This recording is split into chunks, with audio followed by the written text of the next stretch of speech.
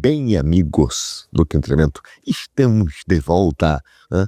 Dessa vez estou ainda aqui em Paris para mais um GE Economia e vim aqui, na verdade, conversar com a turma aqui na direita francesa e conversar também sobre geopolítica com alguns analistas, tratando bastante reuniões aí com a turma da direita, porque você já sabe, existem eleições municipais esse ano na França, né? Agora, né, já vão começar, e que elas são importantíssimas, até mesmo para o Senado francês, e para eleger o Senado francês, que é um órgão, segundo o Brasil, extremamente forte e importante. E também, ano que vem, né, abril 2027, terá a eleição presidencial francesa, que vai definir muita coisa dentro da Europa, principalmente porque recentemente aqui, né, nos jornais, houve uma pesquisa, e até mesmo o Le Monde, que é um jornal de esquerda na França, reconheceu que nessa pesquisa 42% da população francesa se reconhece, né, as suas ideias, as suas frustrações com as do partido da RN, que é da Marine Le Pen. Enfim, as coisas estão caminhando muitíssimo bem. Vamos lá, tomara que ganhe mesmo, né, para começar a mudar a Europa. E parte do problema que afeta as pessoas aqui na Europa é exatamente a questão da economia e das moradias, da imigração também, você sabe, mas sem dúvida nenhuma da falta de perspectiva econômica. E grande parte disso é atribuído à União Europeia, mas também ao fim do sistema liberal. Não que o fim do sistema liberal tenha causado isso, mas é o sistema liberal que causou, né, levou esse resultado que faz com que as pessoas não aguentem mais o sistema político neoliberal, que no Brasil a gente insiste, né, em defender de forma quase que unidimensional, tamanho aí a nossa dependência mental do liberalismo no Brasil. Enfim, mas é óbvio que a questão econômica tem ajudado muito a direita a acessar a classe trabalhadora, exatamente porque a esquerda cometeu um erro histórico de se associar ao neoliberalismo para poder continuar governando. Então, eu diria, a esquerda no mundo, ela foi abandonando a classe trabalhadora, se associou às classes burguesas, né? Aqui na França a gente chama dos bobô, né? Mas se associou às classes burguesas e se afastou da classe trabalhadora e criou um novo revolucionário, que é o próprio queer, o trans, né? Então você tem isso dito, inclusive, por um filósofo marxista francês, que é o Jean-Claude Michat, que eu fiz várias vezes, inclusive algumas entrevistas aqui na França que eu fiz com políticos, eu comento essa análise dele, que é considerada muito precisa. Enfim, é óbvio que o problema econômico é um dos grandes aliados, né, da direita, do que não é uma questão de gestão econômica, mas é um problema do modelo, da infraestrutura mesmo, que não cabe mais um modelo liberal, globalista, e a volta do modelo soberano. Mas enfim, isso é um ponto importantíssimo para justificar muito o que está acontecendo. Antes de começar, vou fazer o nosso link, né? Já começamos, mas eu gostaria de agradecer, como sempre, todos os comentários, todos os elogios aí, vocês são muito generosos comigo, eu fico lisonjeado, leio todos os comentários, sempre, e agradeço, e as críticas também, e eu volto a dizer, aprendo muito com vocês também nessa discussão da geopolítica no mundo.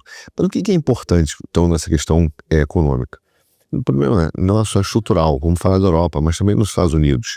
E é o problema realmente da estrutura liberal rentista e dos bancos. A ponto que, claro, a gente sabe que o Trump está fazendo essa crítica pesadíssima ao Fed por causa da guerra civil com o sistema bancário americano, mas é mais do que isso, né? O Trump, essa semana, mandou duas pedras. Primeiro, falou da questão da habitação nos Estados Unidos, das casas, que, enfim, que não ia, né, começar a não deixar mais corporações a comprarem casas, e isso obviamente é porque a economia americana curiosamente é um paradoxo, que nós vamos falar dela hoje, ela está bem, mas não está bem, né? Mas é porque é um ponto que atinge diretamente o eleitor do MAGA, da classe média, que tem um problema hoje de moradia, como tem aqui na Europa, né? E ele ficou preocupado, evidentemente, com o resultado de Nova York, onde o prefeito que ganhou utilizou a questão da moradia como a sua grande pauta, entendeu?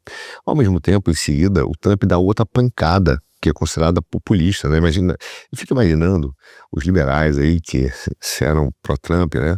E vendo o Trump falar da questão das casas. Mas aí eles não têm coragem de vir no Twitter ou vir chateagens aqui para dizer que o Trump é comunista, marxista, duguinista, frentista, passapanista.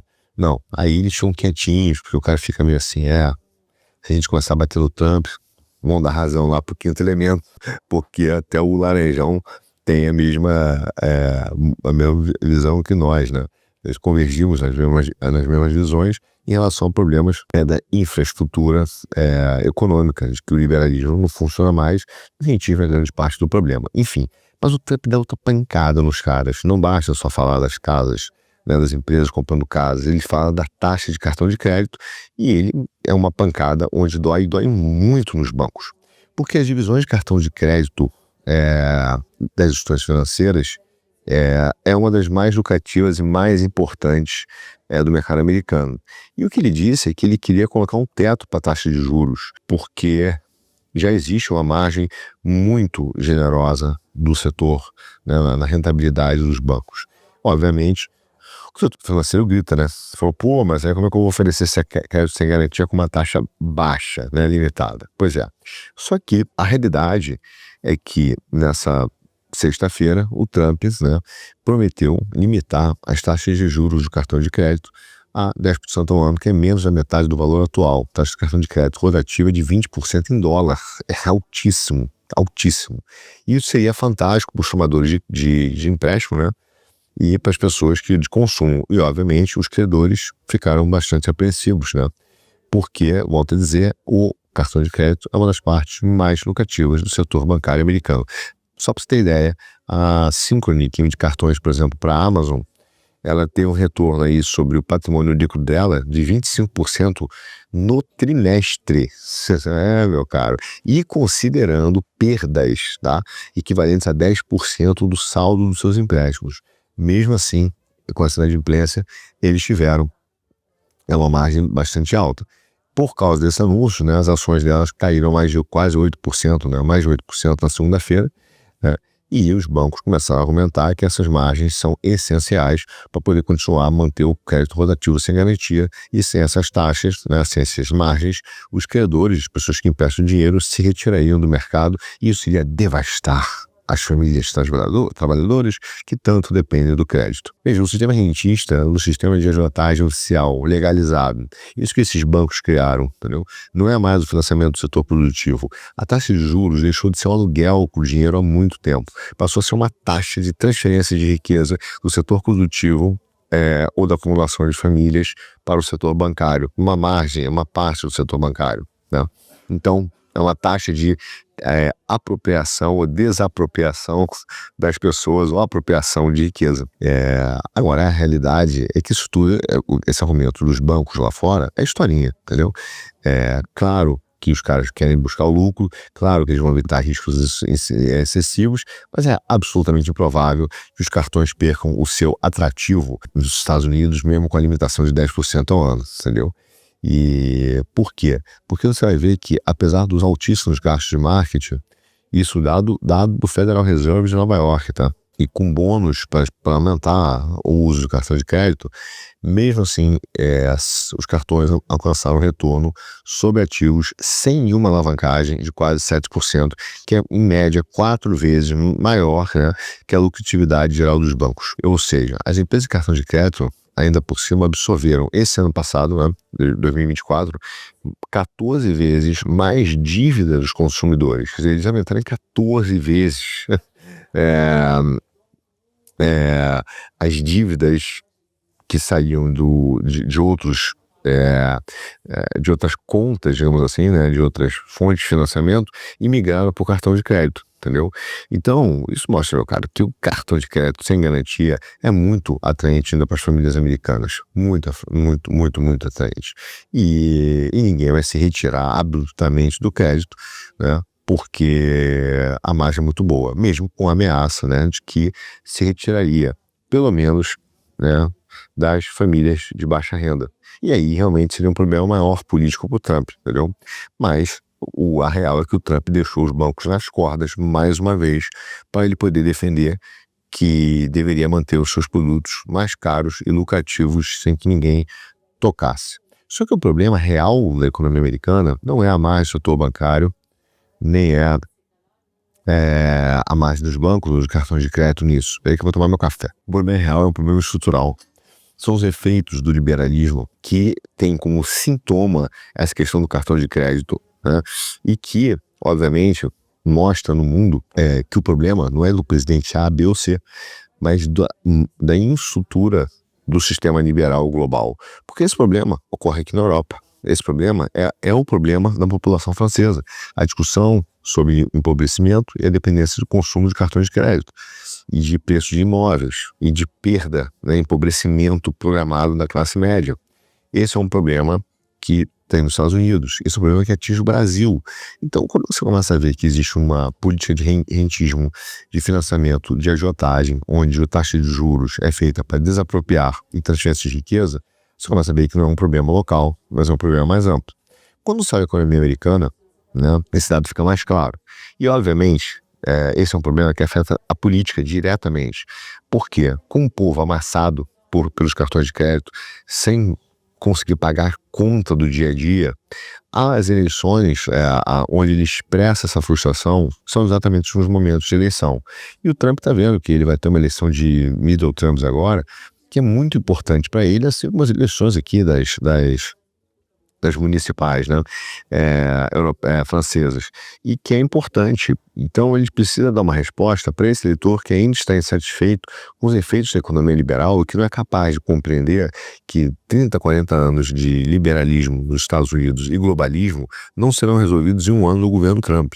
Mas o problema é que a política virou isso. Aliás, veja um documentário, eu falei outro dia no último, né, programa do Quinto Elemento, vejam o documentário O Século do Ego. E você vai compreender muito como a política virou uma propaganda de marketing, tá? Exatamente para quase que um produto de consumo que promete a felicidade. Então o problema real é o problema de infraestrutura da economia e que afeta diretamente a política e afeta nos mesmos lugares, imóveis, cartão de crédito, consumo, tá? Agora, olha o que acontece nos Estados Unidos. Existe um consenso de que a economia americana, no seu macro, está indo muito bem. Por exemplo, a Goldman Sachs hoje, ela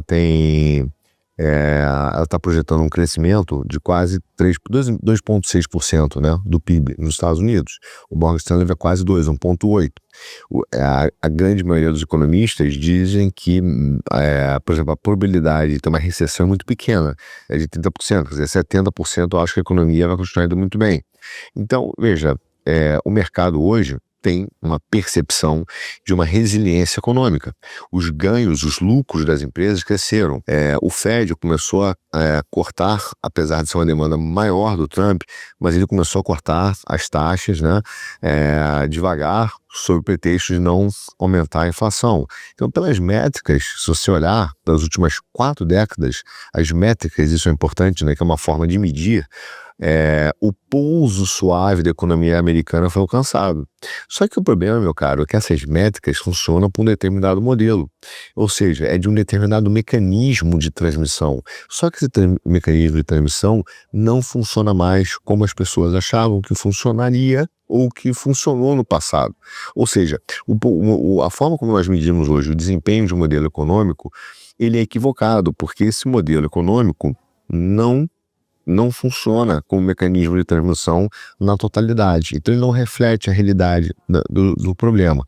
Exemplo, você fala assim, dá um exemplo, Arthur, por que esse número, esse modelo não funciona, né? E nem a métrica. Olha só, quando você fala assim, a economia está crescendo, como acontece no Brasil, a ideia é que está todo mundo se beneficiando, né? Ok, o que esse modelo não conta é que 10%, por exemplo, das famílias, né, do topo das famílias americanas, só 10 representam hoje 50% dos gastos de consumo. Isso é a maior concentração desde a coleta de dados começou em 89. Tá? Para você ter noção, o pico tinha sido em 2020 com 43%. Hoje é quase 50%, 49,7%. Esses 10% das famílias detêm 67% da riqueza total e 87% das ações de empresas que são negociadas. Os seus gastos hoje, desses caras, não são limitados por salários, entendeu?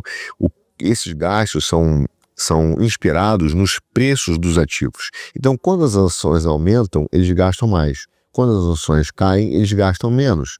Então, a transmissão direta, mesmo imediata, não é de criação de riqueza pelo mercado de trabalho, né, pelo setor produtivo, mas pelo aquele giro que nós já explicamos várias vezes aqui no Geoeconomia, né, da reciclagem dos dólares que acabam impulsionando o mercado de ações americano e também o mercado imobiliário, que é onde se fundamenta o crescimento de riqueza nos Estados Unidos. Então, essa concentração de renda, né, de riqueza, ela piorou depois da pandemia. Você pega outubro de 2025 agora, né, a CNBC informou que a riqueza, se você pegar 1%, né, das famílias, das maiores famílias, ela atingiu um recorde de 52 trilhões de dólares. Os 10%, né, das famílias mais importantes dos Estados Unidos atingiram 100 trilhões em patrimônio líquido. Só que essa riqueza, ela é investida aonde? Em ativos financeiros, tá? Particularmente ações, criando então uma função de consumo que acompanha exatamente o mercado de ações e não um crescimento salarial ou uma condição de emprego produtivo. E isso é interessante, agora você vai entender por quê. Você fala assim, mas o mercado então é bom, né? É bom que existe no mercado porque aumenta o investimento em empresa, gera emprego. Não é verdade, porque assim como no Brasil acontece, aliás, o Brasil é um exemplo clássico disso. O mercado de ações nos Estados Unidos e é muito melhor do que no Brasil. Mesmo assim, as bolsas, esse acesso que é feito a essas empresas do S&P 500, elas exigem ainda uma estrutura regulatória, né, um clubinho que não permite com que todas as empresas realmente atinjam e recebam esse dinheiro, mas que ela seja direcionada para determinados setores, como no Brasil. O problema do Brasil é esse, é que as pessoas poupam, né, e eu digo que a bolsa funciona como um sistema reverso. Ao invés dela captar dinheiro no estrangeiro e realmente distribuir em uma possibilidade de investimento gerando produção, ela capta a poupança popular e concentra em algumas empresas no Brasil. Então você tem um processo de investimento que contribui para concentração de riqueza. E ao mesmo tempo que é o modelo rentista, né, que fica circulando dentro dele mesmo. Então ele basicamente, o povão empresta o crédito, a taxa de juros altíssimas para algumas empresas e capital mais barato de mercado de ações, dos fundos de pensão é concentrado em algumas poucas empresas, entendeu? Então veja, o que se formou nos Estados Unidos é que a enorme riqueza que foi criada pelas grandes famílias, ela está sendo feita em poucas empresas no setor de ações, e esse setor de ações, quando ela some, financia um consumo. Aí você vai ver o resto, a galera, 60% das famílias nos Estados Unidos esgotaram sua poupança. Então, por exemplo, o Federal Reserve de São Francisco, por exemplo, mostra que o excesso agregado de poupança atingiu o pico de 2 trilhões em agosto de 2021. Só que esse pico de poupança foi completamente esgotado. O nego gastou 2 trilhões de dólares em 3 anos. Em 2024, esse excesso agregado de poupança já não existia mais. Ele foi consumido pelas famílias. Então a taxa de poupança pessoal caiu hoje para 5%, e que é muito abaixo da média histórica de longo prazo dos Estados Unidos, uma média que vem desde 1960 quase, que é em torno de 8%. Então a poupança das famílias americanas despencou. Então 37% hoje das famílias americanas, pode facilitar 40%, não conseguem cobrir uma despesa de emergência de 400 dólares com dinheiro. Se o cara tiver uma emergência hoje e ela for de 400 dólares, 40% das famílias americanas não consegue, porque a poupança foi dizimada. E essa estatística não tem melhorado. E é claro que é uma vulnerabilidade estrutural gigante. Na economia, se chama isso de uma economia em K. Ou seja, uma parcela da população está crescendo muito grande e outra está se estourando. Isso não faz sentido, não é sustentável do ponto de vista econômico de longo prazo. Aí os caras falam, tá, mas por que? Como isso aconteceu? Como é que, então, o PIB agregado pode crescer com uma destruição tão grande de poupança? Primeiro, você tem que lembrar que o PIB não é uma medida de riqueza, é uma medida de velocidade de movimentação financeira. Não é estoque de riqueza, é movimentação financeira, fluxo. Então, ele não mede se você está mais rico, ele está dizendo que a velocidade da transmissão do dinheiro é mais rápida, tá? O outro problema é que grande parte desse PIB está vindo com os lucros corporativos. Aí você fala, mas as empresas estão vendendo, não estão tendo lucro, elas estão vendendo mais. Estão vendendo mais, estão empregando. Como então pode estar tendo essa destruição completa do setor de trabalho nos Estados Unidos, que vai afetar a eleição americana agora, né, do Trump? Por isso que ele voltou a falar dessa questão das casas e está querendo mexer no Fed para diminuir a taxa de juros e também limitar o cartão de crédito, tá? Bom, sim, essa história seria ótima dos lucros corporativos, tá? Porque aí, teoricamente, você poderia ter um sistema que o PIB cresce, os lucros corporativos se expandem e o desemprego fica baixo. Essa é a teoria liberal, entendeu? Só que na prática, a maioria das famílias está se afundando em dívidas alimentadas por crédito. Como então está funcionando junto? Na verdade, eu vou explicar o que está realmente acontecendo com os lucros corporativos, mas os sinais de que as famílias estão afundadas no crédito e que o salário que eles recebem não paga mais um mínimo das despesas deles nos Estados Unidos e aqui na Europa são muito grandes. Eu vou começar falando dos Estados Unidos porque eu estou olhando para o Trump. Se você pegar as inadimplências dos empréstimos, por exemplo, de automóvel, nas classes que eles chamam de subprime, né, ela atingiu 7%. Entendeu? Para quem está com mais de 60 dias atrasado. Aí você fala, pô, 7% é muito. Nos Estados Unidos é o maior nível, o nível mais alto, né, desde 1994. Ou seja, o que nós estamos vendo é uma divisão estrutural no desempenho do crédito em função da distribuição e perfil de renda, entendeu? Então a taxa de inadimplência tá criando também uma bifurcação, tá? Que as estatísticas agregadas, quando você soma todas elas, esconde. Então, por exemplo, inadimplência de cartão de crédito, as graves já ultrapassaram 8%, tá? Com taxas, por exemplo, hoje, né, que a gente vê nas classes mais baixas, superiores a 20%. Então, a inadimplência de empréstimo estudantil, por exemplo, aumentou quase 9%, tá? Para quem está com mais de 90 dias de atraso. A dívida total das famílias americanas atingiu 18 trilhões de dólares. 1 trilhão é de cartão de crédito. Né? Isso não são números abstratos, entendeu? Isso mostra que existe uma economia de consumo que quando você vai agregar os dados, eles se perdem, porque você tem pouquíssimos que consomem muito e uma massa gigante que não está conseguindo consumir, está devendo dinheiro, mas quando você soma isso, eles se anulam, entendeu? Então, a questão é como você, então, vai conseguir, né, impulsionar os gastos hoje para que essa classe inferior comece a crescer e voltar, né, a consumir no momento em que existe uma exaustão das poupanças e da possibilidade de consumo. Então, quais são as medidas que podem ser dadas para que há uma correia de transmissão que o dinheiro de fato chegue aqui embaixo?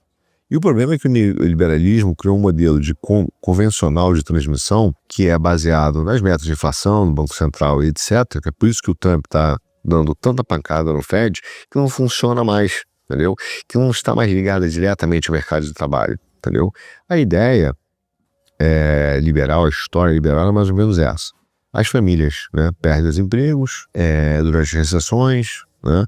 Aí segue um aperto que vem por causa de um choque monetário, um choque externo ou um aperto monetário.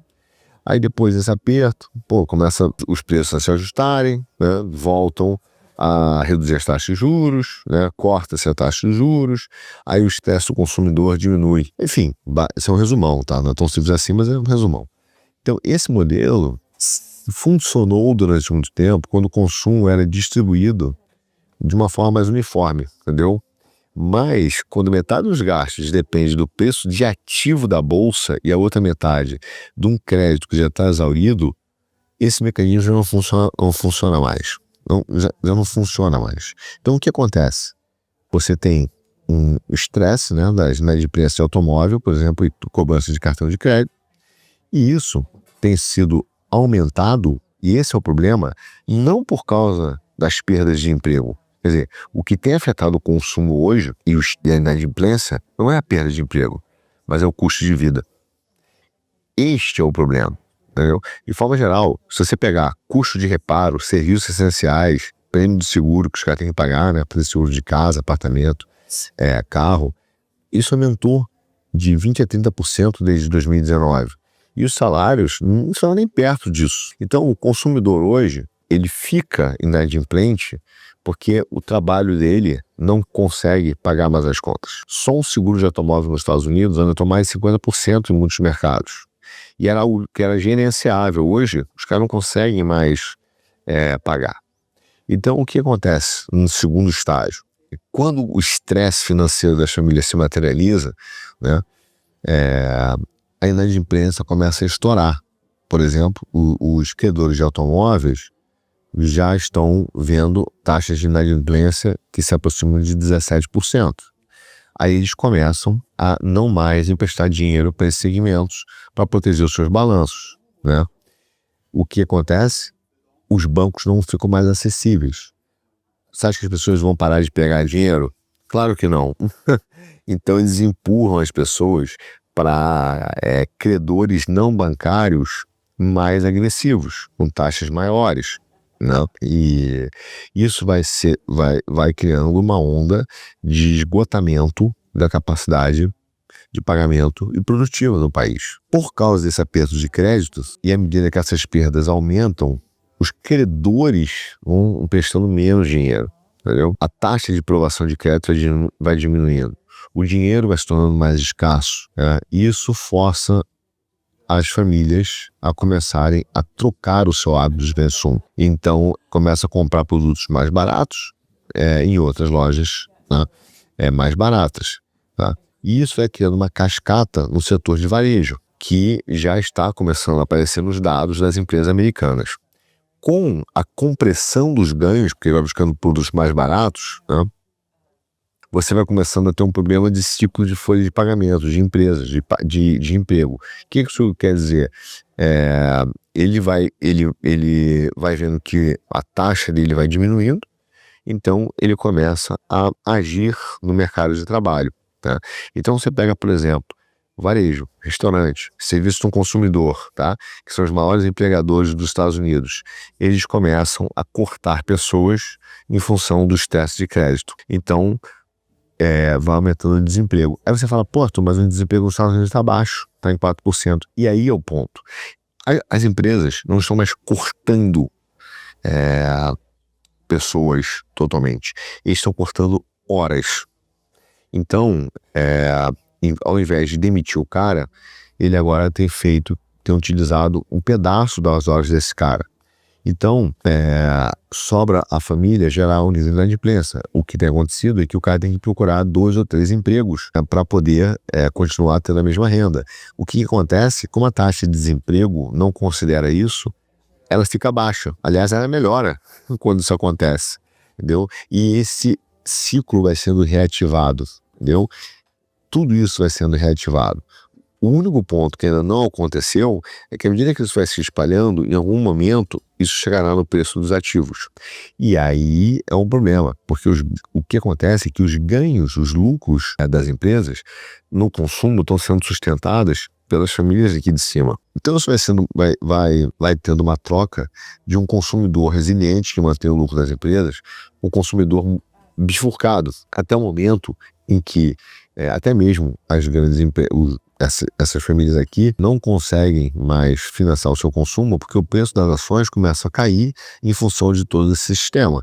Aí existe o que a gente chama de conversão dessa curva, isso que está assim começa a fazer assim. Então o efeito da riqueza que sustentou todos esses gastos começa a sofrer no preço dos ativos e também reduzir o seu consumo por causa da contração de crédito que começou lá atrás. E esse é mais ou menos o ciclo das coisas que estão acontecendo hoje nos Estados Unidos, e o Trump sabe disso, e está lutando contra isso por causa das eleições, entendeu? Então, o que nós vemos hoje é que nós vemos no consumo não uma crise de liquidez, e por isso que o Trump tem discutido muito com o Fed, entendeu? Não é porque ele quer interferir no Fed na marra, baixar a taxa de juros, porque ele é malzinho, maluco, laranjão, entendeu? Porque o problema é estrutural. Os bancos centrais hoje não conseguem mais resolver o problema do consumo apenas cortando taxa, não é uma crise de confiança, entendeu? É um mecanismo de transmissão de riqueza e de fluxo que não funciona mais estruturalmente para a economia. Então, você está vivendo uma crise estrutural de consumo que não teve precedente moderno. Não teve, porque a concentração de gastos nesse decil, digamos assim, nos 10% superior, nos Estados Unidos, não tem precedente recente, entendeu?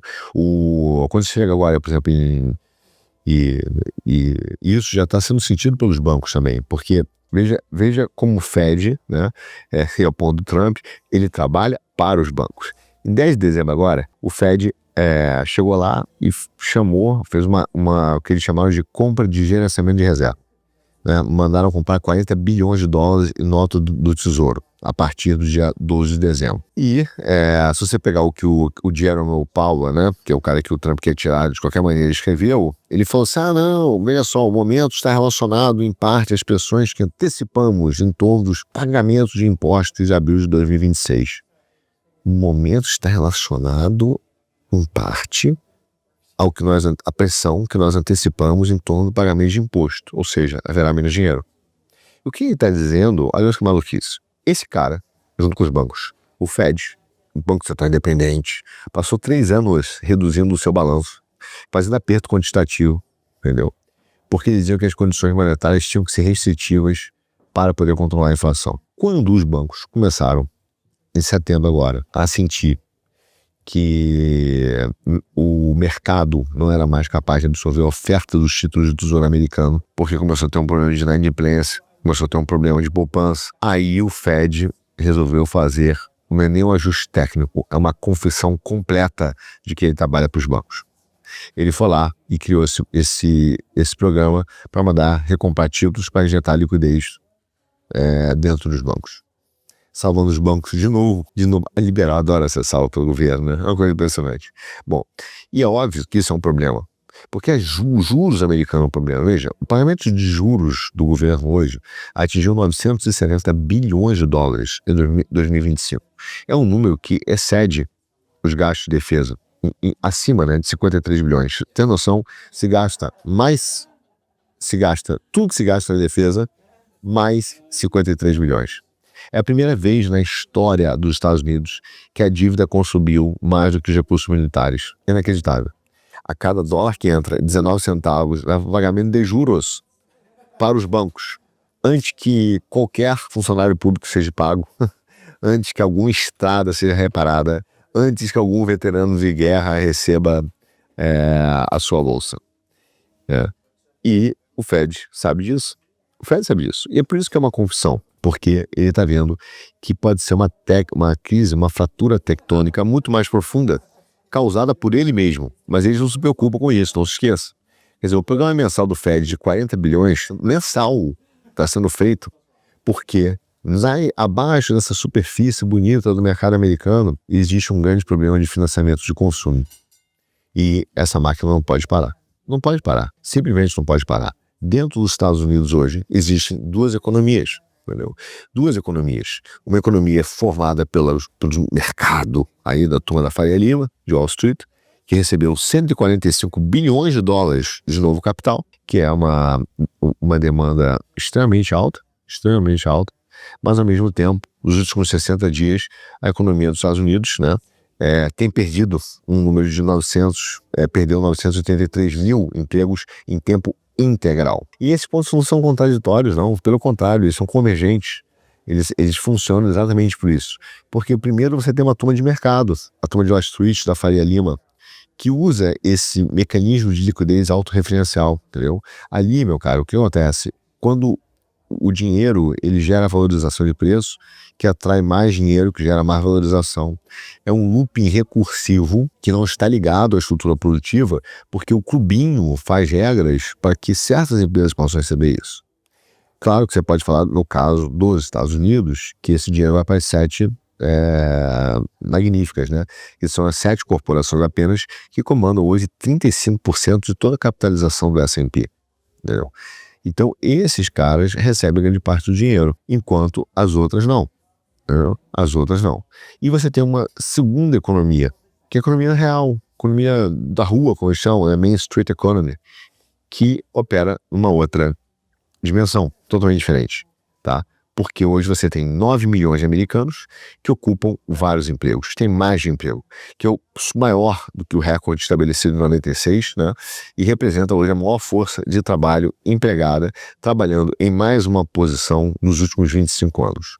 Quer dizer, o emprego de meio período, ele aumentou para 29 milhões de trabalhadores americanos. E o emprego, ou seja, o emprego involuntário de meio período, que são aqueles trabalhadores que querem o tempo integral, mas não conseguem, aumentou 22%, 20% em apenas 2 meses. São números impressionantes. Só que quando você vai ver a taxa de desemprego, ela está em 4%. Só que ela não captura nada desses fenômenos. Essa medida não funciona mais. É por isso que também o Brasil tem um índice de desemprego baixo, porque não se mede mais as folhas de pagamento nos Estados Unidos. Quer dizer, não se mede se essas folhas de pagamento são capazes de gerar renda suficiente para as pessoas sobreviverem sem ter um segundo e terceiro emprego. Esse é o problema da Europa. Os salários hoje são muito baixos mesmo, para as pessoas poderem sobreviver. Os custos consomem absolutamente tudo. E todos esses números não medem mais se esse emprego oferece uma boa possibilidade de um seguro-saúde, por exemplo, entendeu? Ou para a contribuição da aposentadoria. Zero. Não mede se o cara consegue realmente participar economicamente da sociedade ou ele só tem um desespero meramente documentado, que para mim é o caso, assim como no Brasil. Exatamente a mesma coisa. Então, o que acontece com essas estatísticas? Quando uma pessoa tem 3 cargos, por exemplo, de meio período, substituindo um de tempo integral, a pesquisa mostra um grande 2 novos empregos, o que não é verdade. Por quê? Teoricamente, parece que a economia está se fortalecendo, só que a vida do indivíduo está se deteriorando, tá? Então, isso vai explicando o motivo dessa inadimplência enorme que as famílias estão sofrendo. Porque elas são 2 economias que parecem paralelas, mas não são. São um mecanismo que uma acaba gerando a outra e impulsionando a outra. Como assim?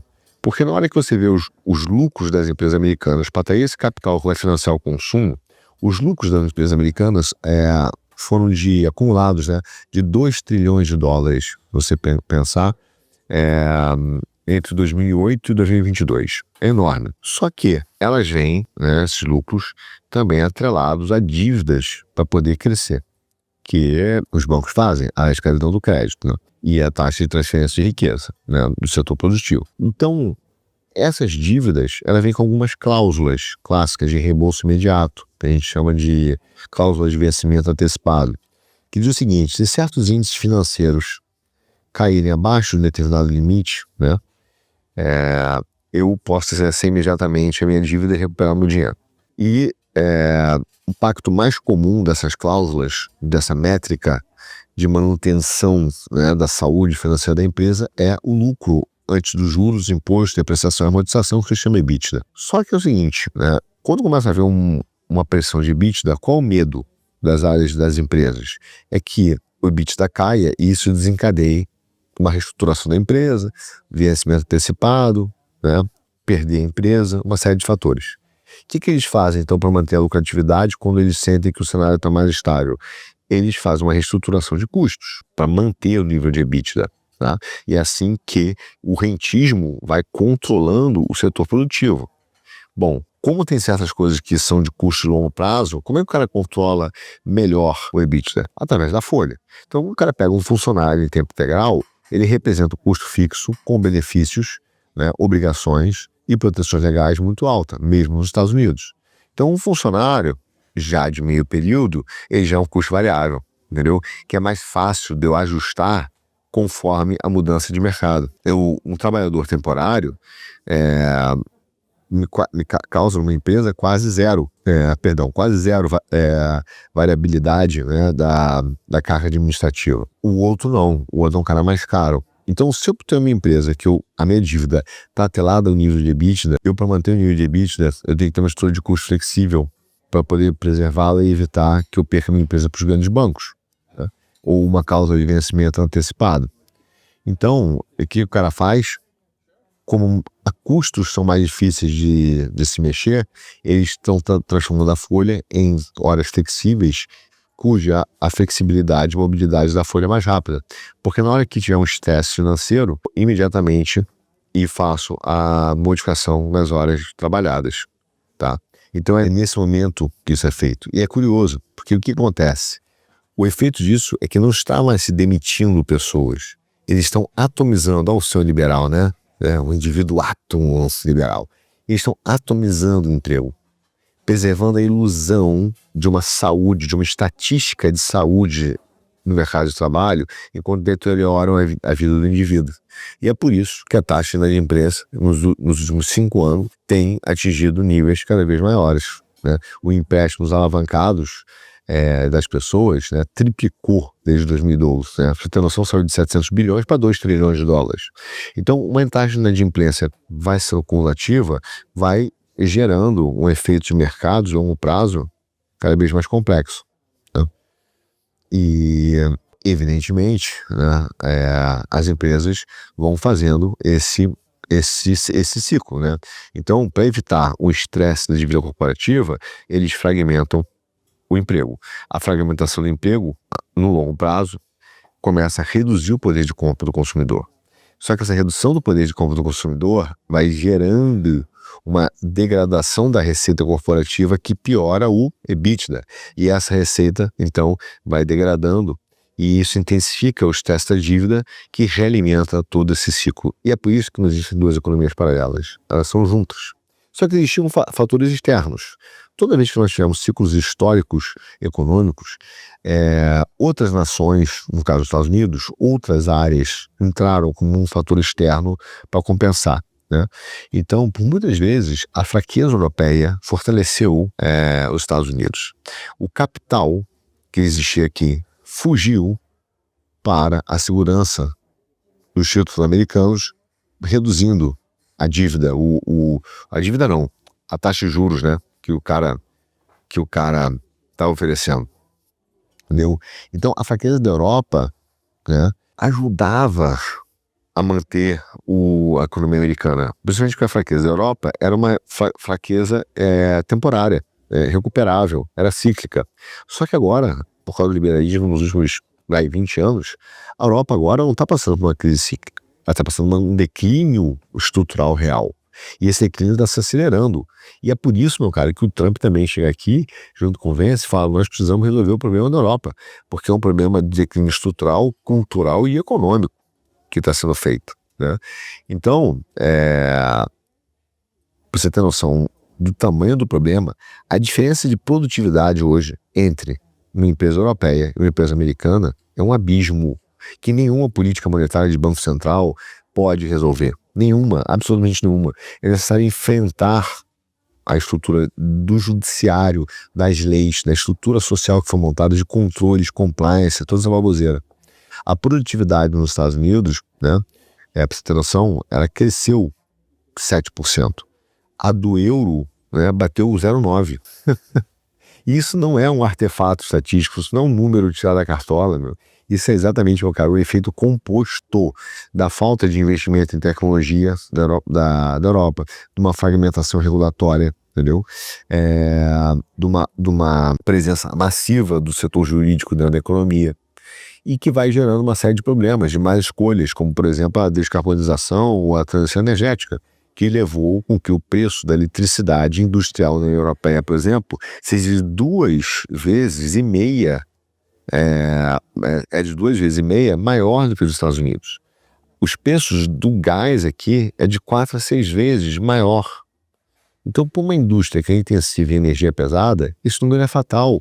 Não adianta você ter um trabalhador mais eficiente, não adianta você ter um prêmio verde, como os caras querem criar aqui, para compensar. Não adianta nada disso. Os fabricantes europeus, eles não estão perdendo para os concorrentes americanos por causa da tecnologia da qualidade. Eles estão perdendo porque os custos básicos, super básicos de insumo, né, que no final das contas vão determinar quais instalações podem operar de forma lucrativa, estão em valores altíssimos, criados de forma artificial pela União Europeia e por um bando de advogado e de woke que quer fazer uma política abstrata de corrigir o mundo a partir das suas vontades e não da vida real. O problema é que isso gera consequências na economia física de forma concreta. Só para você ter ideia, a Volkswagen fechou uma unidade de produção aqui em Dresden, né, da Alemanha, de Dresden, em dezembro agora de 25. Foi o primeiro fechamento da fábrica na Alemanha, na história da empresa. Eles nunca tinham fechado uma fábrica na Alemanha. Isso é um simbolismo extremamente importante. A relação capital-trabalho na Alemanha, tá? Que existia e garantia e uma paz social, foi quebrado, né? E isso não foi uma ação da Volkswagen única. Está tendo uma reestruturação mais ampla, que vai reduzir a força de trabalho na Alemanha e vai demitir dezenas de milhares de pessoas. Isso não é um ajuste cíclico, meu caro. Isso é um recuo estrutural, entendeu? A Bosch está fechando, né, as instalações de ácido adíptico em Ludwigshafen, uma coisa assim, Ludwigshafen, né? A Dow Química está fechando fábricas, né, em Borlen e sem piadinha, hein? Schkopau. E eles também têm outra fábrica que está fechando também lá em Gladbeck. Então, as pequenas e médias empresas que formam, por exemplo, a espinha dorsal da economia, no caso da Alemanha, fecharam mais de 200, relataram mais de 230 mil fechamentos de empresas no ano agora de 2025. Cada fechamento de empresa não é só uma perda de emprego, é uma interrupção da cadeia de suprimento, perda de experiência, perda de conhecimento, entendeu? Uma devastação de uma determinada comunidade que não pode ser reconstruída até a situação melhorar. Então, o problema é que a resposta política da Europa a tudo isso foi de paralisia completa, aliás, foi de aumentar a origem do problema seguindo os malucos da União Europeia, como Mário Draghi, Ursula von der Leyen, essa galera aí, entendeu? E isso é um problema que leva a uma paralisia que não é acidental, é estrutural, né, causada por tecnocratas, globalistas e advogados, com burocratas, querendo sempre controlar e matar todo tipo de iniciativa empresarial. E é por isso que, por exemplo, alguns países membros estão começando a voltar querer ter a sua soberania industrial. Até a França tem discutido isso. A França quer ter a sua soberania industrial. E a gente está falando de outras, como Polônia, Espanha, né? É um debate que tem se estendido bastante aqui. Bastante mesmo. Então, o que nós estamos vendo é que isso no passado havia uma realocação de capital cíclica. Hoje, essa realocação de capital ela é estrutural. Os europeus compraram, cara, mais de 200 bilhões de euros em ações não pertencentes à zona do euro. E mais de 600 bilhões de títulos de dívida que não estão na zona do euro. Dados do BCE, tá? Somente nos Estados Unidos, eles receberam mais de 97 bilhões de novos investimentos diretos de europeus, que representou 64% de todo o dinheiro que saiu da Europa. Então o capital europeu está financiando essa pilha tecnológica americana, garantindo a diferença de produtividade e o consumo lá. Mas esse dinheiro tem data para acabar, não é dinheiro infinito. Até porque está gerando déficit dentro da Europa e criando um problema estrutural ainda maior. Então, esse que eles chamam de voo do capital, né, ele não vai continuar indefinidamente, porque o capital é finito. Então, esse mecanismo interno americano de estresse em CAR, ele vai continuar durante um tempo, enquanto a Europa continuar permitindo e bancando a correção. Mas depois, é que a gente falou, isso aqui vai começar a convergir. Convergir num momento, inclusive, geopolítico, em que nós estamos começando a viver com 3 sistemas de uma infraestrutura monetária de pagamentos. Eu não acredito, volto a dizer para vocês, a gente tem que separar o dólar como moeda de reserva do dólar como moeda transacional, né? É claro que como moeda de reserva global, a participação do dólar tem caído quase 1% ao ano, e isso é visível. São dados. Hoje, a participação do dólar nas reservas é de 56%, mais ou menos, tá? Em 2001, há 26 anos atrás, era de 72%. Claro, você fala, pô, mas ainda é dominante. Mas tem caído. Tem caído. Só que quando você vai nas transações cambiais, com moeda transacional, aí a participação do dólar aumentou para 89%. Então você tem ela com uma moeda transacional, que garante o fluxo livre de capital, entendeu? Mas não necessariamente as pessoas mantêm a reserva nelas. E eu acho isso, quer dizer, como moeda transacional, nenhuma alternativa ao dólar oferece o que o dólar pode dar. Não existe, entendeu? Não existe, entendeu? Em termos de domínio transacional, mas não como diversificação da reserva. Só que para o Tesouro Americano, o que importa são as reservas. Então, o crescimento da reserva de ouro dos bancos centrais estrangeiros, esse ano agora, de 2025, excedeu, né, a dos Estados Unidos.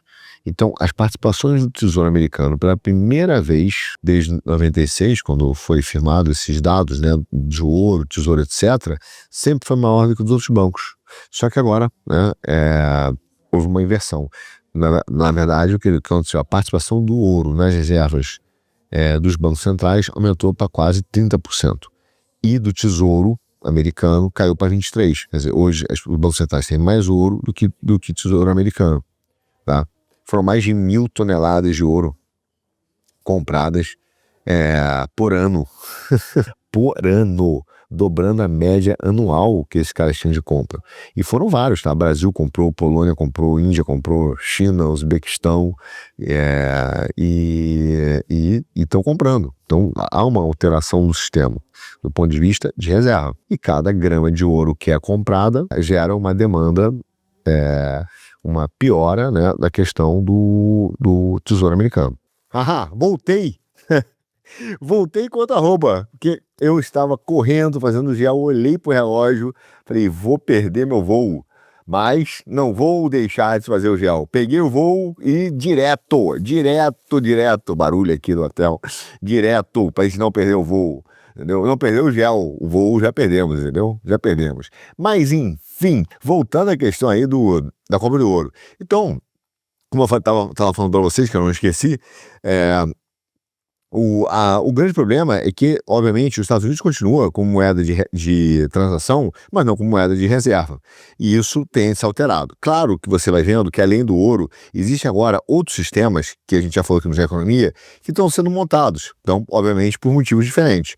Por causa das sanções, a Rússia e a China, por exemplo, já realizam 99% de todo o seu comércio bilateral em moedas locais. O pagamento, por exemplo, que é feito através do sistema da China, que é o CIPS, ele já aumentou. Hoje em dia ele já tem mais de 1.700 participantes, tá? Mais de 120 países e já processa 24 trilhões de dólares anualmente, que é um valor alto, né? Um valor alto. Claro que a predominância do sistema de pagamentos ainda é o SWIFT e ainda é em dólar, mas esses sistemas alternativos de pagamento estão crescendo. Assim como o M-Bridge, que é uma moeda, né, uma plataforma de moeda multi-banco central, que é feito pelos árabes. Então, essa arquitetura hoje do sistema financeiro é montada, né, em 3 grandes sistemas. O do SWIFT, o CIPS e o do M-Bridge, que vai estar sendo montado e está crescendo. Obviamente, o SWIFT ainda é, né, o sistema de dólar-euro, que é o absolutamente mais importante para termos de sistemas de pagamentos. Achar, né, e eu estou falando isso por quê? Porque, evidentemente, a gente vai tá vendo que existe toda essa mudança, né, como a gente estava falando na questão da economia, mas, obviamente, né, não é só os Estados Unidos hoje que sofre, né, com o problema econômico que tem feito com que o desemprego aumente, mas isso também tem acontecido com a China. E por isso é que muito do lado econômico é diretamente ligado ao sistema monetário. Então hoje, os acordos comerciais, os problemas econômicos de infraestrutura e os sistemas de moeda são absolutamente importantes por estarem conectados. Você vê o que acontece hoje. Por causa de uma redução dos sistemas, né, do envio, do financiamento, ou do que a gente chama de esterilização do dólar, o Fed tem que começar a recomprar títulos e financiar os bancos, que tem ainda um valor de uma dívida nos Estados Unidos, né, uma dívida americana muito alta, maior do que, como a gente viu, o do próprio sistema de defesa, o orçamento de defesa americano. E isso vem causando problemas no sistema bancário e, ao mesmo tempo, reduzindo a capacidade de gerar emprego real dentro das economias em função dessas estruturas que estão sendo criados, né, estão sendo criadas para, por exemplo, pela pela concentração dos cartéis, né, dos cartéis bancários e de corporações que fazem com que, através de regulamentação, todo o consumo que exista hoje no mundo, como a gente viu mais cedo, seja financiado do mundo não, nos Estados Unidos, né, pelos 10% ou 1% mais ricos, que é extremamente sensível ao preço de mercado. E é por isso que essa mudança tem sido cada vez mais lenta e cada vez mais complexa dentro dos Estados Unidos, e o povo tem empobrecido, porque não existe a criação de empregos reais. E isso tem se tornado mais complicado nos Estados Unidos em função tanto do aspecto monetário, né, quanto do aumento da reserva de ouro e, ao mesmo tempo, né, de outros sistemas de pagamento. Tá, né? Então, a gente vai vendo que vai se criando um sistema alternativo de reservas de países. O ouro vai perdendo, o dólar vai perdendo espaço, mas não como moeda transacional, entendeu?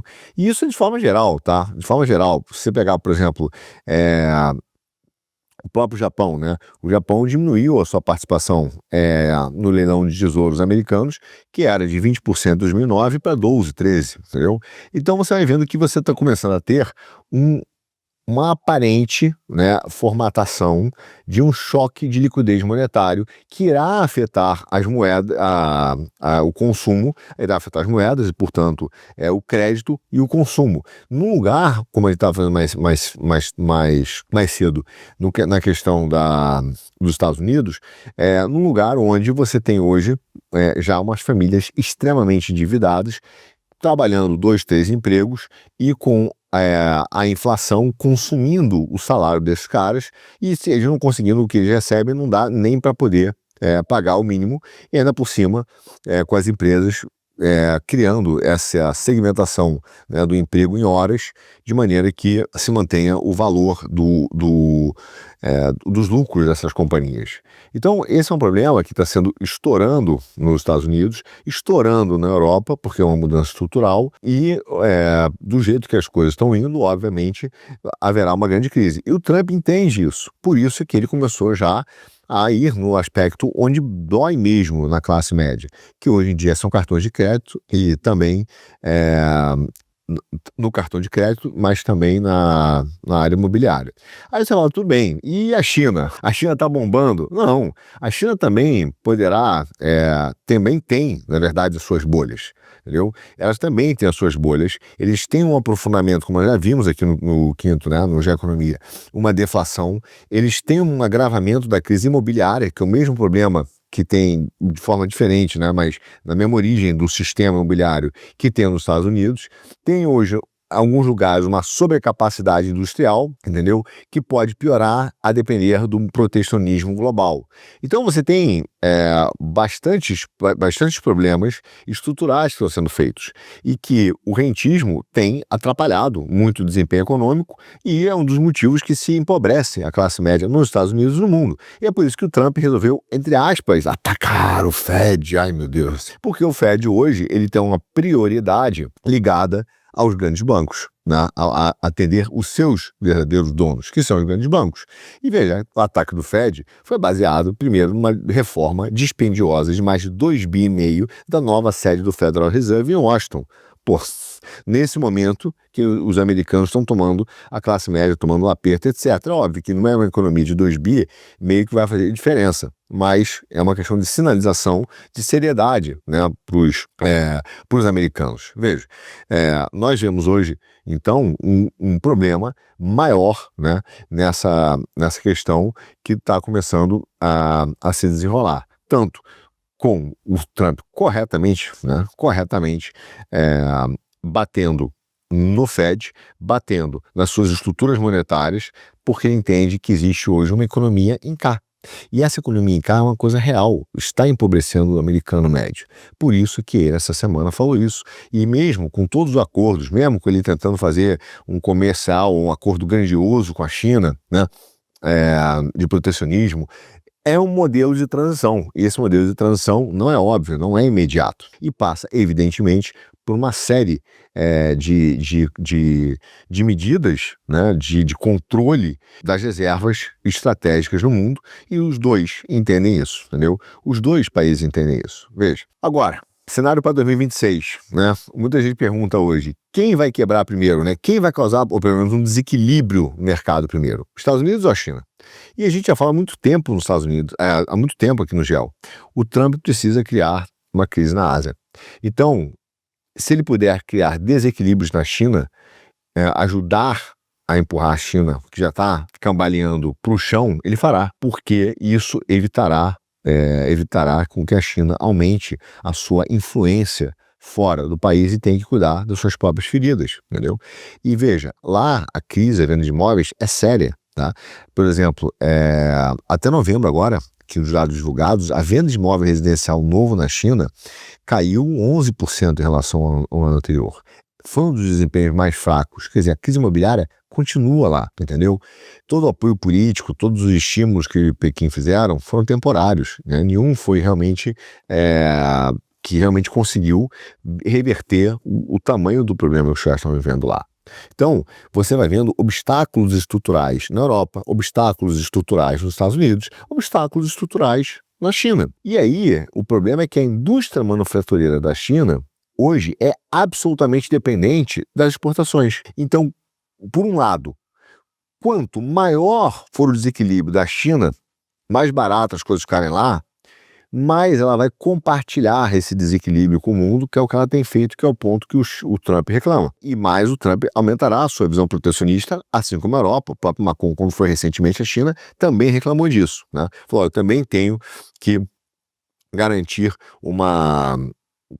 começar a discutir o desequilíbrio de déficit comercial que a França tem com a China, tá? Só que esse é um problema. Quanto maior o problema da China interno, quanto menos ele conseguir resolver, né, o seu problema de consumo interno e estabilizar o mercado imobiliário, talvez maior será o desequilíbrio da China. E quanto maior for o desequilíbrio, mais ele vai querer compartilhar com isso. E de certa forma, eles têm que começar a incentivar as famílias a gastar mais e poupar menos. Veja, na China existe uma poupança, as famílias têm 22 trilhões de poupança. E esse número seria a chave para ajudar a apaziguar, né, os principais parceiros comerciais da China, inclusive os Estados Unidos, entendeu?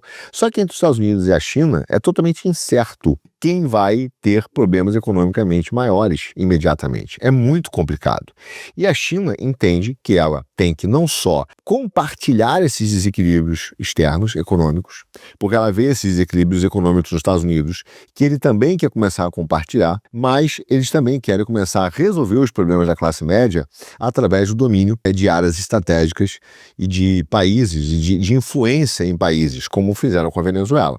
E a China entende que também precisa garantir acesso a esses mercados. Veja, eu estava conversando ontem com um deputado, né, um deputado da direita, Paris, que é um dos membros, né, da Comissão de Finanças da Assembleia Nacional, do RN, ele é do partido da Le Pen, e ele falou uma coisa que é real. Ele falou, olha, parte dos problemas que nós tivemos, por exemplo, na África, da perda de influência da Europa na África, se deu porque o FMI e os liberais, né, e a ONU começaram, o Banco Mundial, né, a dizer que para emprestar dinheiro para a África, além das garantias, teriam que ter mudanças políticas, democracia liberal, uma série de medidas políticas e culturais dentro da África.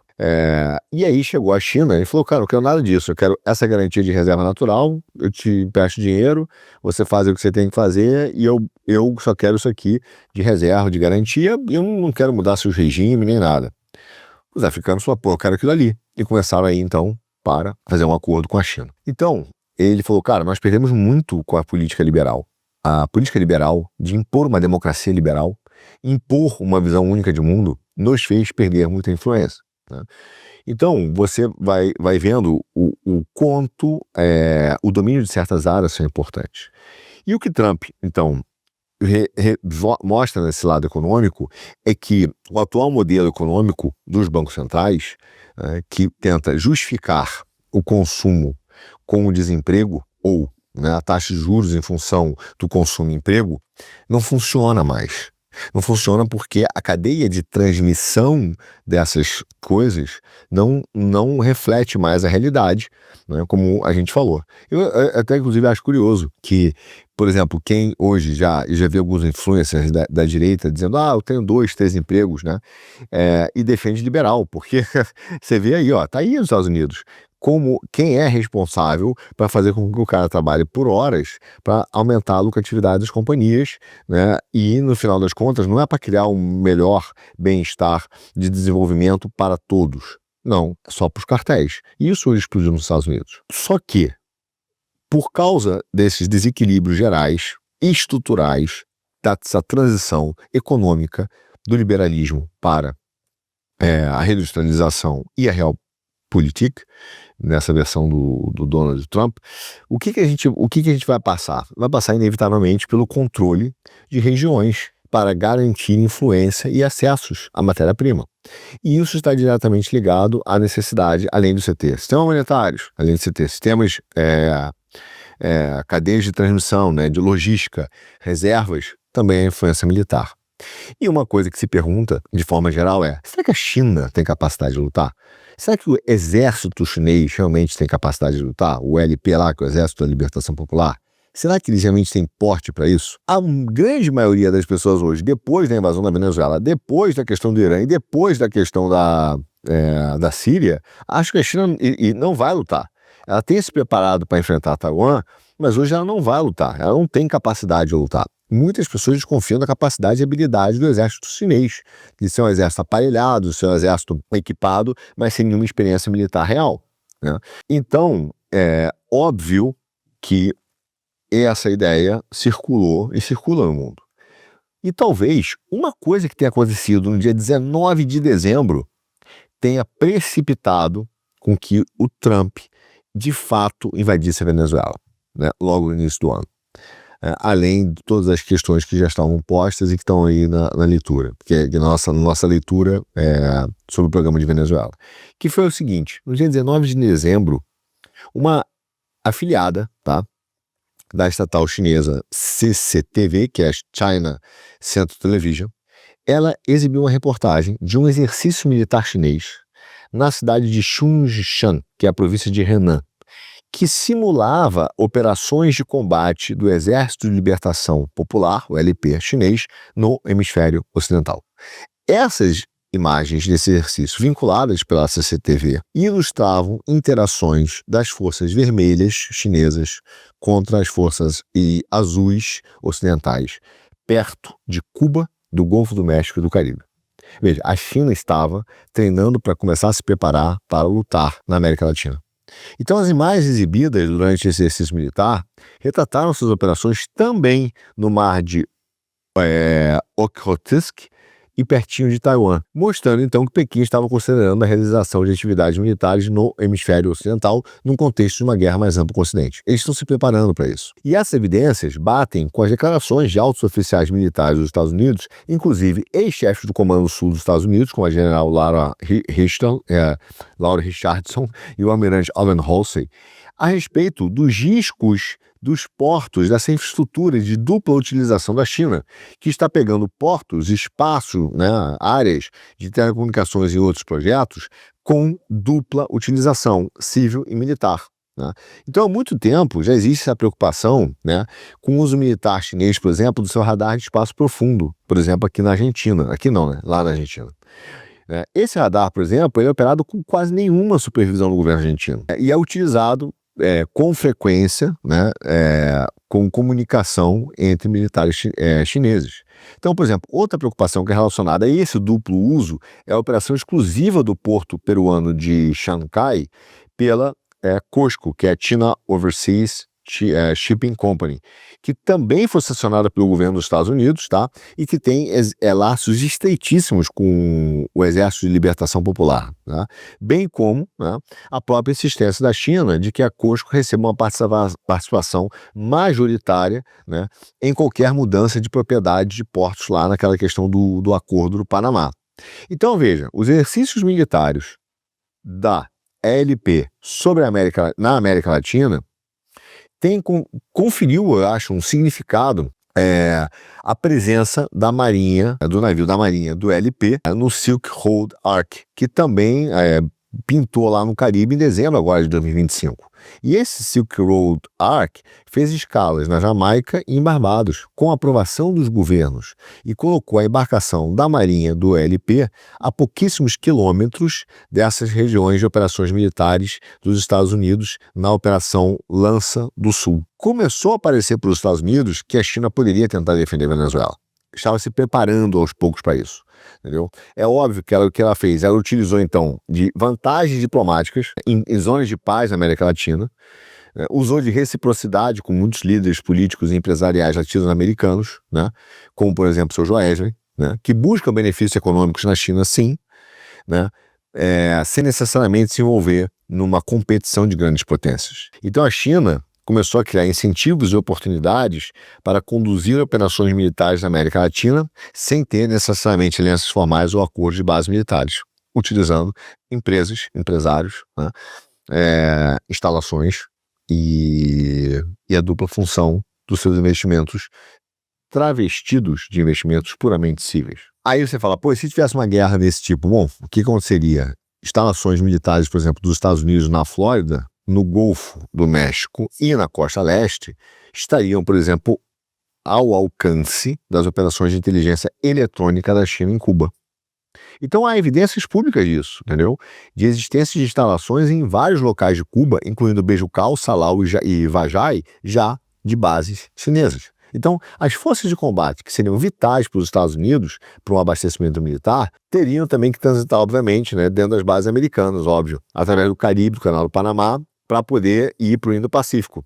E aí o Caribe e o Golfo do México são exatamente os locais de operações militares hoje do Exército de Libertação Popular, o PLA, que estão sendo ensaiadas, né, nos exercícios mostrados pela CCTV, agora em dezembro.